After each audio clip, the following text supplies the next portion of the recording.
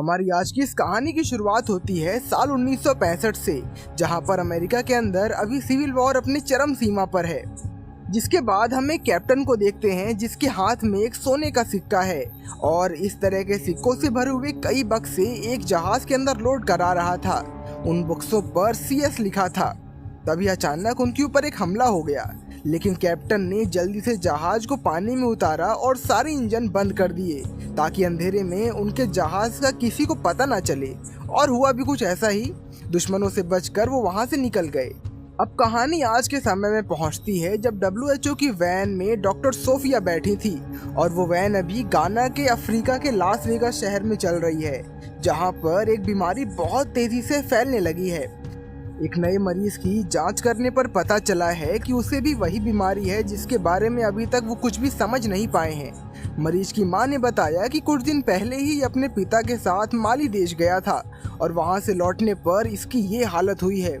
Sophia ने मरीज को गाड़ी में बैठाया और अपने सीनियर से बात की, जिस पर सीनियर उनसे कहता है कि अगर इसे भी मिला लो तो अभी टोटल 6 लोग हो चुके हैं, हमें जल्दी से WHO को फाइल दे देनी चाहिए।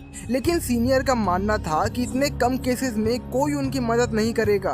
सोफिया माली देश जाकर ये पता लगाना चाहती थी कि आखिर वहाँ ऐसा है क्या कि लोग लगातार बीमार पड़ रहे हैं। दरअसल माली देश में इस वक्त अंदरूनी जंग चल रही थी और सीनियर ने कहा था कि कोई भी तुम्हें ऐसे खतरनाक हालतों में उस देश में जाने की परमिशन नहीं देगा। इसी दौरान एक नकाबपोश आदमी उनके ऊपर नजर रखे हुआ था। ऐसा लग रहा था कि शायद उसे इन डॉक्टरों का यहाँ आना बिल्कुल पसंद नहीं है। तभी सोफिया को ध्यान आया कि मरीज के पिता का भी तो सैंपल लेना चाहिए। इसके बाद सोफिया लाइट हाउस की तरफ निकल गई जहाँ वह काम कर रहा था। वहां पहुंचकर सोफिया ने देखा कि उसकी भी बिल्कुल वैसी ही हालत है जैसे उसकी बेटी की थी, बल्कि वह तो जान गंवा चुका है। जिसके बाद सोफिया ने तुरंत उसका सैंपल ले लिया और वहां से बाहर आ गई। इसी बीच पास के समुद्र में एक आदमी बोटिंग कर रहा था और नकाबपोश आदमी जो दूर से डॉक्टरों को देख रहा था उसने अचानक सोफिया पर हमला कर दिया। लेकिन इस बोटिंग कर रहे आदमी ने तभी वहां आकर सोफिया की जान बचाई। लेकिन इस हाथापाई में वो नकाबपोश आदमी सोफिया का बैग लेकर वहां से भाग गया था।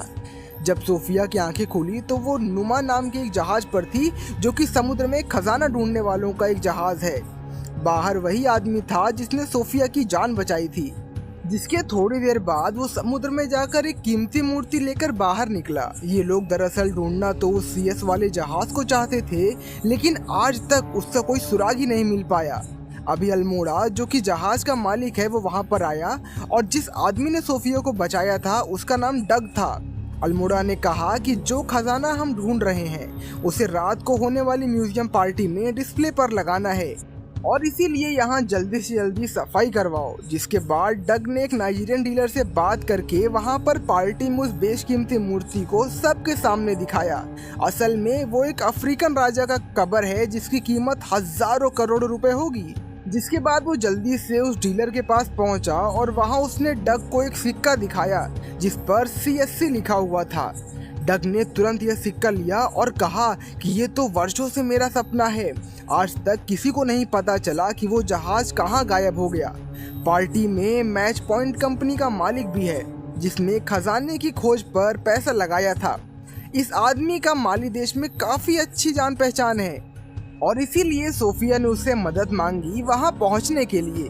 कंपनी के मालिक ने कहा कि वहां जाने में बहुत ज्यादा खतरा है, लेकिन अगर फिर भी वो जाना चाहती है तो वो रास्ता निकालने की कोशिश करेगा। कुछ देर में डग भी वहां आ गया और उसने CSC का सिक्का जेम्स को दिखाया। उसने उसे ये भी बताया कि ये सिक्का उसे माली में रह रहे एक आदमी ने दिया है और उसे पूरा यकीन है कि वो मलबा भी माली के आसपास ही कहीं गड़ा होगा।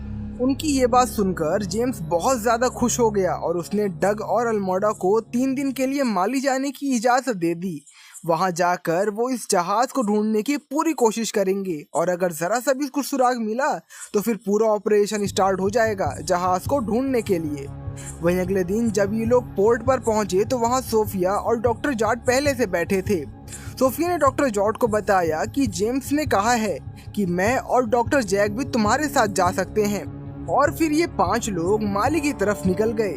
रात को खाना खाते हुए डग ने सोफिया को सिक्के के बारे में बताया और ये भी बताया कि इस जहाज को ढूंढना उसके बचपन का सपना है। माली पहुंचते ही सोफिया और जैक अपने रास्ते निकल गए और डग और बाकी लोग आदमी के घर पहुंचे जिसे सिक्का मिला था। उसके घर जाकर उन्हें पता चला कि वो आदमी पहले ही मर चुका है और जहां तक पहुंचने का उसका रास्ता फिर से बंद हो गया था। तभी डग को वहां एक मस्जिद दिखाई दी। ये तीनों वहां जाकर एक आदमी से मिले।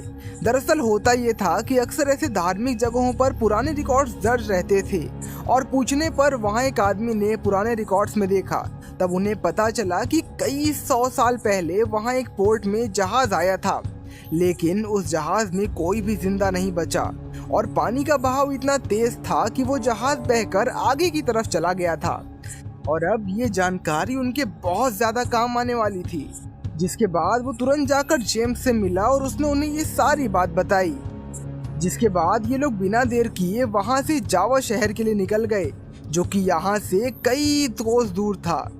वहीं रास्ते में इन लोगों को अपनी बोट के एक हिस्से में कुछ मिला। थोड़ी जांच करने पर उन्हें पता चला कि ये खास तरह की मिट्टी है जो कि जंग भी हो सकता है।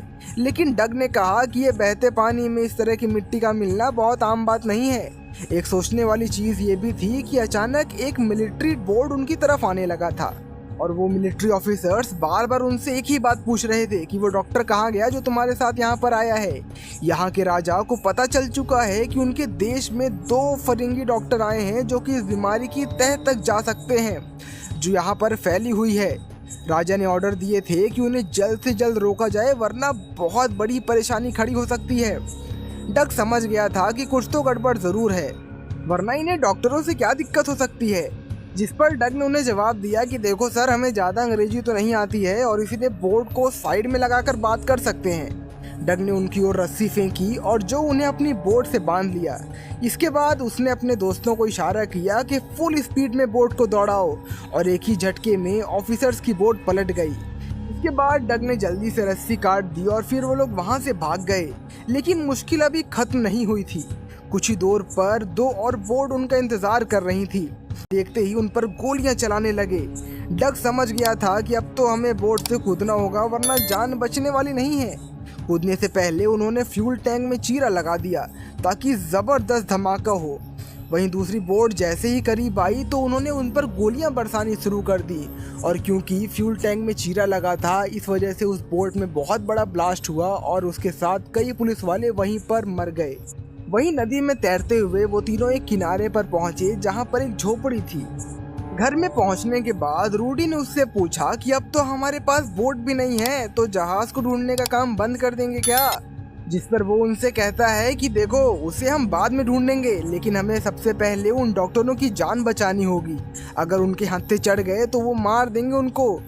जिस पर डग ने रूडी से कहा कि तुम्हें जल्दी से बॉर्डर पार करके अल्मोड़ा के पास जाना होगा और वहां खुद जेम्स के साथ दोनों डॉक्टरों को ढूंढ के निकालना होगा।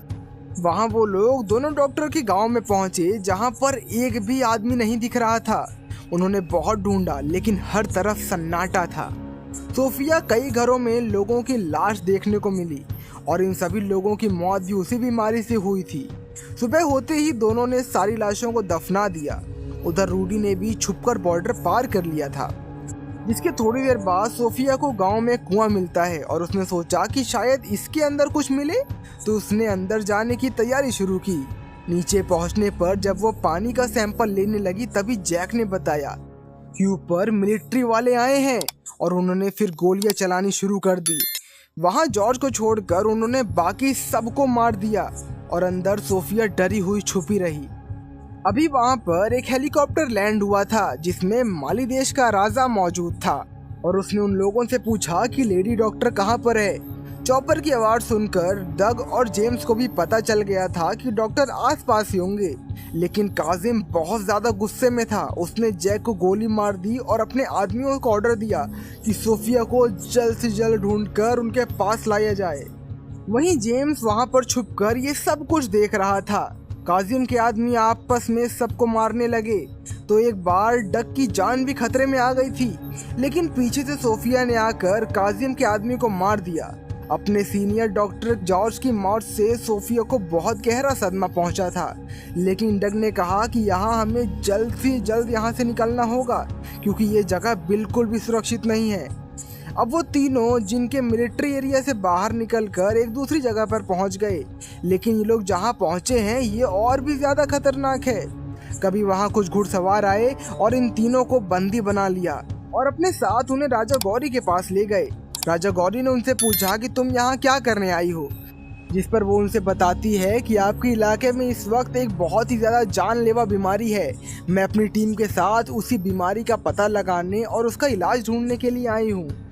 इतना सुनने के बाद उसे कमरे में ले जाया गया, जहाँ पर पड़ी लाशों को जांच करने के बाद उसे पता चला कि इन सब की भी मौत उसी बीमारी से हुई है जिसका इलाज ढूंढने वो यहाँ पर आई है। जिसके बाद गौरी ने उन्हें अपने शहर में रहने की इजाज़त दे दी। इसके बाद सोफिया ने वहाँ के पानी की जांच की। वहाँ के पानी की जांच करने के बाद उसे पता चला कि यहाँ का पानी पूरी तरह से जहरीला हो चुका है। उसने ये भी खुलासा किया कि ये पानी अपने तरीके से जहरीला नहीं हो सकता, इसमें जो केमिकल्स हैं वो जानबूझकर इसमें मिलाए गए हैं। उसकी ये बात सुनने के बाद राजा ने उसे आश्वासन दिया कि तुमसे जो बन पड़ता है तुम करो, हमारी जिस भी तरह से जो भी मदद हो पाएगी हम तुम्हारी मदद करेंगे। इसके बाद हमें दिखाया जाता है कि जेम्स वहाँ बच्चों के साथ फुटबॉल खेल रहा था। जब बॉल थोड़ी आगे चली गई तो वो उसका पीछा करते हुए एक अनदेखी जगह पर पहुंचा और इस जगह पर तो अलग ही पेंटिंग्स बनी हुई थी। और ताज्जुब की बात ये थी कि इन पेंटिंग्स में उस जहाज का जिक्र भी मिल रहा था जिसे ढूंढते हुए वो यहाँ तक आए हैं। पता चला कि यहीं पर सूखे रेगिस्तान में वो जहाज दबा हुआ है। वहाँ थोड़ी देर बाद उन्हें ये बात भी पता चली कि जहाँ पर वो मौजूद हैं वहाँ पर पहले 3 नदियाँ निकला करती थी जो कि अभी सूख चुकी हैं। अब वो तीनों उस नदी को ढूंढने की तैयारी में लग गए। वो लोग इस नदी को ढूंढने का प्लान बना ही रहे थे कि तभी उन्हें पेंटिंग में किला भी दिखाई दिया और उन्हें यकीन हो गया कि अगर यहाँ नदी मौजूद थी तो किला भी मौजूद ही होगा, और अगर किला है तो ऐसा हो सकता है कि ये सारे फसाद की जड़ वो किला ही हो। सोफिया को कहीं ना कहीं ये लग रहा था कि ऐसा हो सकता है कि जो पानी हम ढूंढ रहे हैं वो पानी अंडरग्राउंड कहीं बह रहा हो, और हो सकता है उसी की वजह से पूरा अंडरग्राउंड वाटर जहरीला हो चुका है।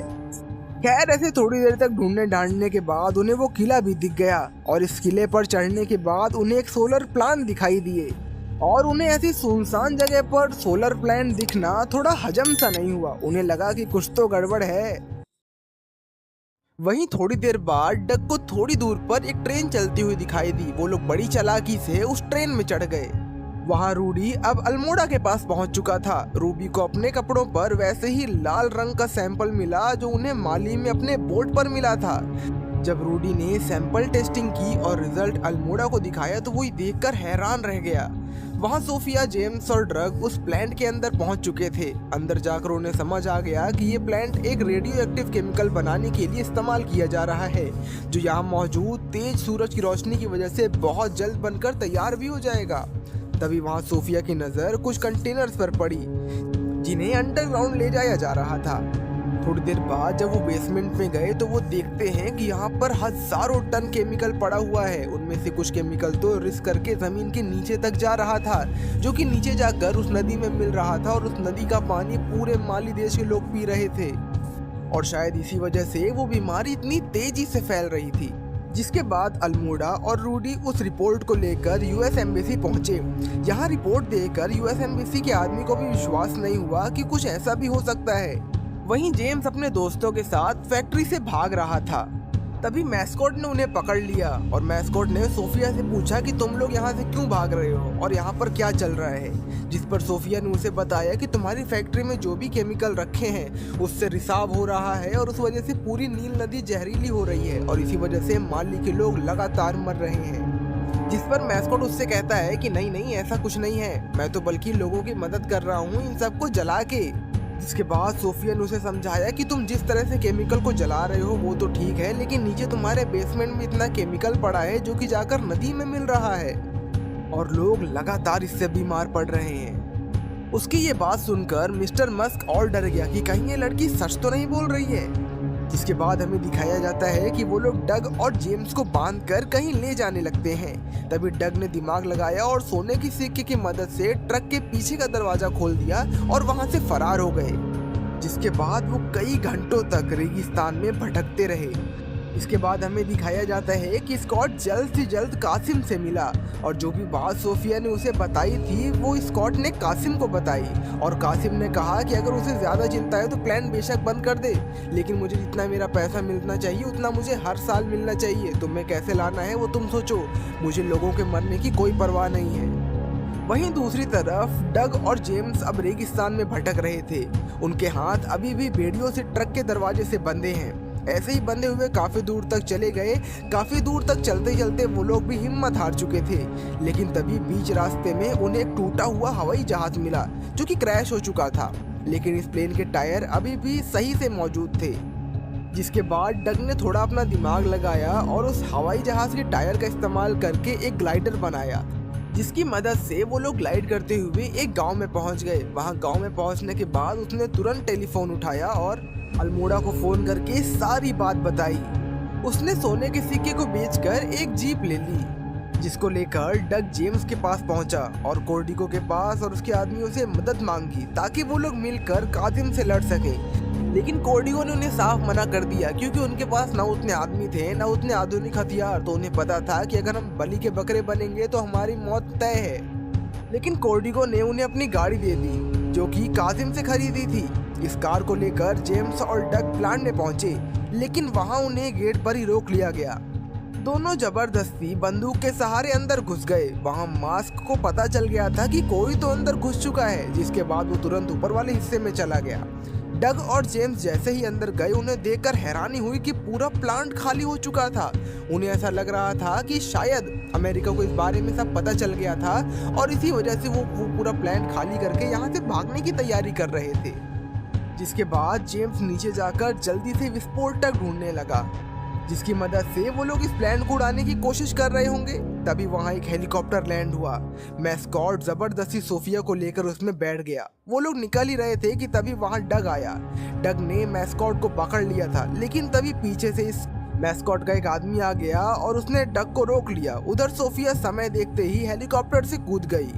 नीचे जेम्स को वो कंटेनर मिल गया जिसमें उन्होंने बम रख रखा था। उसने वहां से बम निकालकर अपने बैग में रख लिया।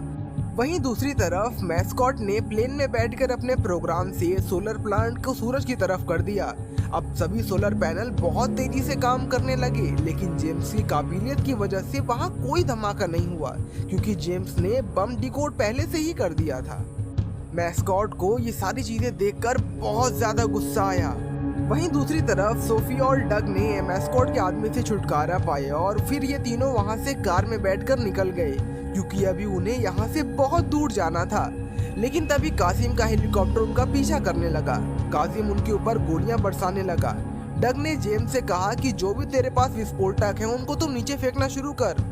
डग ने उसने जैसा भी कहा वैसा करना शुरू कर दिया। अब क्योंकि पीछे से गोलियां चल रही थी, इस वजह से जितनी भी गोलियां बम में लगी वहीं वो फूट गए और इस वजह से इतनी ज्यादा धूल उड़ी कि वो लोग वहां से बड़ी आसानी से निकलने की कोशिश करने लगे। लेकिन इस समय कुछ ऐसा होता है जिसकी किसी को उम्मीद नहीं थी। उन धमाकों की वजह से रेत थोड़ी सी खिसक गई और वो जहाज दिखाई देने लगा जिसके पीछे ये सारा बवाल मचा है। जिसके बाद वो लोग तेजी से जाकर उस जहाज के अंदर छुप गए। जहाज के अंदर मौजूद कंटेनर्स खुल गए और उनसे सोने के सिक्के बाहर आने लगे। ये देखकर उन्हें यकीन नहीं हुआ कि ये अभी भी सलामत है। अभी लोगों को जहाज के अंदर एक पुरानी तोप मिली जो अभी भी काफी अच्छी हालत में थी। वहीं दूसरी तरफ मैस्कॉट लगातार उन पर गोलियां बरसा रहा था। जिसके बाद उन्होंने ये डिसाइड किया कि अब हमें इस तोप को चलाना ही पड़ेगा। जिसके बाद वो लोग तोप को ब्लास्ट करने की तैयारी में लग गए। जिसके बाद हमें दिखाया जाता है कि कासिम का हेलीकॉप्टर जैसे उनकी तोप के निशाने पर आया उन्होंने तोप चला दी। हेलीकॉप्टर में जबरदस्त धमाका हुआ जिसमें कासिम मारा गया। जिसके बाद उसकी पूरी फोर्स ने भी वहीं पे सरेंडर कर दिया। अब राजा मर गया तो वो लोग बेचारे अकेले क्या ही कर लेंगे। जिसके बाद जब वो बाहर आते हैं तो वो देखते हैं कि उसकी इतनी बड़ी फौज ने उनके सामने सरेंडर कर दिया है। वो लोग चौंक गए कि इतनी बड़ी फौज हमारे आगे क्यों सरेंडर कर रही है। लेकिन तभी उन्होंने पीछे मुड़कर देखा तो कोर्डिको के आदमी ने उन्हें चारों तरफ से घेर रखा था। वहीं दूसरी तरफ अमेरिका के एक एजेंट जिसे ये सारी चीजें पता थी और इन सारी चीजों के बारे में वो सब कुछ जानता था, उसने कोर्डिको की ड्रिंक में वही जहर मिला दिया था जो उसने माली के लोगों को पिलाने की कोशिश की थी। जिसके बाद उसकी भी उसी तरह से मौत हो गई। और इसके बाद हम डग और सोफिया को एक साथ देखते हैं। डग ने वो खजाना कोर्डिगो और उसके लोगों के लिए वहीं पर छोड़ दिया था, जो कि असल में उस खजाने की सबसे ज्यादा जरूरत उन्हीं लोगों को है। और इसी के साथ हमारी मूवी यहीं खत्म होती है। वीडियो पसंद आई हो तो वीडियो को लाइक करके चैनल को सब्सक्राइब कर देना। चलो मिलते हैं अगली कहानी के साथ, तब तक के लिए टेक केयर, बाय बाय।